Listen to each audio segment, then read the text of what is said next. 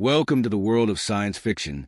Don't forget to like and subscribe so you don't miss new stories. Enjoy the listening.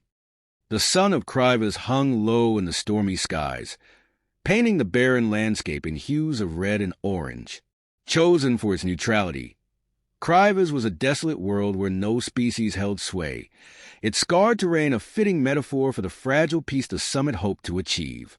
Inside the shimmering walls of the summit facility, tensions brewed as representatives of the Thrivac Coalition and Zarkoth Alliance gathered. Centuries of animosity hung in the air like a suffocating shroud, their past wars threatening to reignite at the slightest provocation.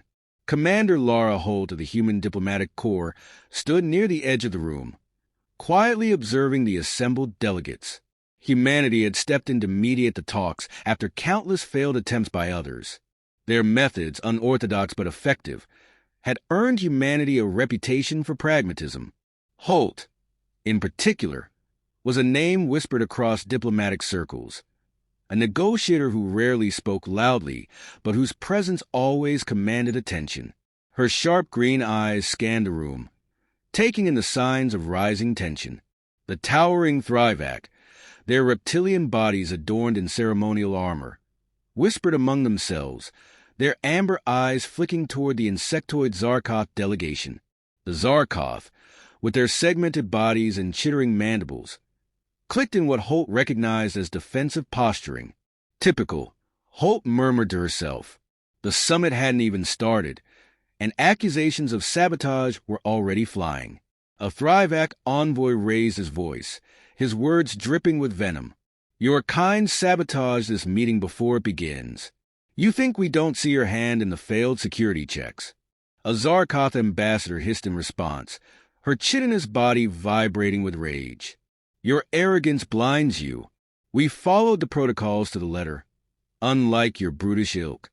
Holt stepped forward, her calm voice slicing through the rising cacophony. "Enough." The room fell silent. Her tone was not loud, but it carried weight, a reminder that the Human Diplomatic Corps was not to be ignored. "We're here to solve problems, not create new ones. Save the accusations for after we've ensured no one leaves this planet in pieces." Reluctantly, the factions settled, though their mutual distrust simmered beneath the surface. Holt mentally cataloged the players, noting potential alliances and weak points. Moments later, the opening session began, with leaders exchanging cautious pleasantries. It didn't last long. The first explosion tore through the south wing, the shockwave throwing delegates to the floor. Screams filled the air as debris rained from above. A second blast followed, ripping through the ceiling and plunging the room into chaos. Holt dove for cover, pulling the stunned Zarkoth diplomat to safety behind an overturned table. Dark armored figures stormed in, weapons glowing with ominous energy. The extremist faction, the Raltec, had arrived. Their leader's voice boomed over the facility's intercom. "This summit ends now. Surrender or perish. The factions will dissolve, or so will your lives." As the Raltec took control, Holt glanced at the terrified survivors around her. Her jaw tightened. She had a decision to make: retreat and hope for rescue, or fight from within. She chose the latter. "Stay close," she whispered to the aliens. "This isn't over." The once pristine summit facility was now a smoking ruin of jagged debris and flickering emergency lights. The air reeked of scorched metal and fear, but Commander Lara Holt pushed it aside, focusing on the task at hand: survival. Her boots crunched over broken glass as she moved through the rubble-strewn hallways, her senses heightened by years of military training. Her first priority was locating survivors. In a collapsed conference room, she found two Thrivac delegates pinned beneath a fallen support beam. Their silver-scaled bodies glimmered faintly in the dim light as they hissed in pain. With a grunt of effort, Holt managed to shift the beam enough for them to crawl free. Moments later, she discovered a pair of Zarkoth diplomats hiding in a storage alcove, their insectoid frames trembling with fear. "You'll get yourselves killed if you stay here," Holt said, her tone leaving no room for argument. "Stick with me." We have a better chance together." The two groups exchanged hostile glances, their animosity barely masked. "How do we know they won't betray us?" one of the Thrivac growled, glaring at the Zarkov. "You don't," Holt snapped. "But if you keep arguing, the Raltech will do the job for you. Your choice." The silence that followed was tense, but grudgingly cooperative. With her small band of survivors in tow, Holt led them deeper into the facility, avoiding patrols of heavily armed Raltech extremists. Holt's instincts told her the key to survival wasn't just hiding, it was striking back. Leaving the group in a secure maintenance room, she slipped into enemy-controlled zones, her movements precise and silent. The Raltech's disorganization quickly became apparent. Their patrols were sloppy, their communication chaotic. Holt overheard arguments between squad leaders, their discipline fraying under pressure. It was clear they relied more on intimidation than strategic planning. "This isn't an army," Holt muttered to herself as she observed a group of them guarding a supply cache. "It's a mob." Using her knowledge of the facility, she began her campaign of sabotage. She disabled critical power systems, plunging sections of the complex into darkness. She set traps using scavenged materials, tripwires that triggered small explosions or distractions. Each act of disruption left the Raltech scrambling, their already tenuous coordination unraveling further. In one daring move, Holt ambushed a lone Raltech operative, knocking them unconscious and stealing their communicator. Using it, she impersonated a commander, issuing conflicting orders that sent enemy patrols chasing shadows. The extremist's growing paranoia played right into her hands. When Holt returned to her group, she found the Thrivac and Zarkov bickering once again. Their voices were low but heated, their survival instincts still overridden by distrust. "Enough!" Holt barked, her voice sharp and commanding. The aliens froze, their gazes snapping to her. "You don't have to like each other," she said, her tone ice cold. "But if we don't work together, none of us are getting out alive. Humanity didn't survive our death world by fighting among ourselves. We survived because we adapted and faced the threat together." Her words hung in the air, heavy with conviction. The aliens exchanged uneasy glances, but one by one they nodded. "Good," Holt said. "Now follow my lead. We're not just surviving. We're taking this place back." The dimly lit corridors of the summit facility echoed with the heavy boots of Raltech patrols. But Commander Lara Holt moved through the shadows with practiced ease. Her small band of alien survivors had grown, bolstered by the delegates she had freed in daring raids. The group now included a mix of wary Thrivac and jittery Zarkov, their lingering distrust subdued by necessity, and Holt's growing reputation as an unyielding leader. Despite their differences, they began to work as a team under Holt's guidance. But survival wasn't enough. Holt knew they needed to go on the offensive, exploiting the enemy. From intercepted communications and whispered conversations among her captives, Holt pieced together the dynamics of the Raltech extremists. The group was far from united. Factions within the Raltech resented their leader, Commander Zather, accusing him of hoarding resources and making reckless decisions. Others were disgruntled over the unequal distribution of loot, especially the lower-ranked soldiers who bore the brunt of the fighting. Holt seized the opportunity. Using the stolen communicator, she began spreading false information. Rumors that Zather planned to abandon the lower ranks, that he was negotiating with the enemy to save himself. Each planted lie sowed more discord, causing arguments and even physical altercations among the Raltech. Patrols became sloppier, some abandoning their posts altogether. "They're unraveling," Holt muttered, a grim smile tugging at her lips as she listened to another heated argument over the communicator. Time to press the advantage. Striking back, Holt rallied her team, dividing them into small strike groups. With her tactical brilliance guiding them, they launched precise attacks on Raltech-held areas. The first strike targeted a storage bay where weapons and supplies were stockpiled. Holt's team used improvised explosives to disable the guards and destroy the cache. leaving the Raltech scrambling for resources.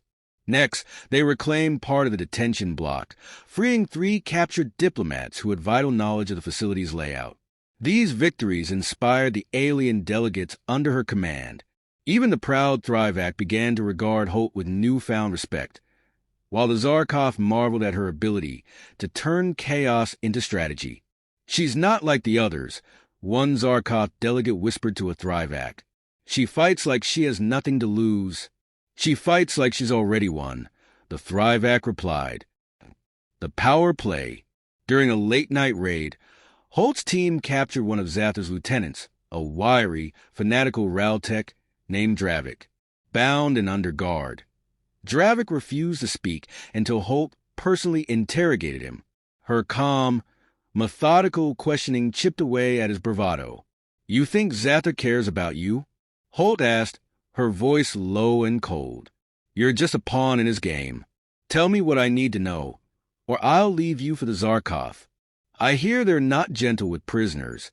Dravik cracked, revealing critical details about the extremist operations. Their demands were being broadcast from a fortified control room deep within the facility, guarded by Zather's most loyal and elite forces. Holt studied the map Dravik provided, formulating her next move. "This is it," she said to her team. "We take the control room, and we take back the summit." The final push.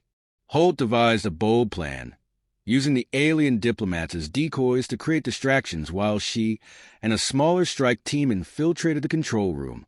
The operation was risky, and the stakes were clear to everyone involved. 2 alien delegates, one Thrivac and one Zarkov, volunteered to draw the extremist attention away from Holt's team. As the decoys led a noisy assault on the western corridor, Holt's team slipped through the eastern route, navigating tight passages and evading patrols. The plan worked, but not without cost.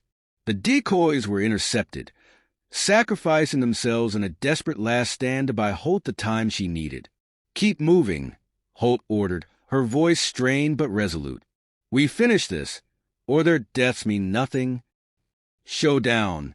Inside the control room, Holt confronted Commander Zather, a towering figure clad in heavy armor.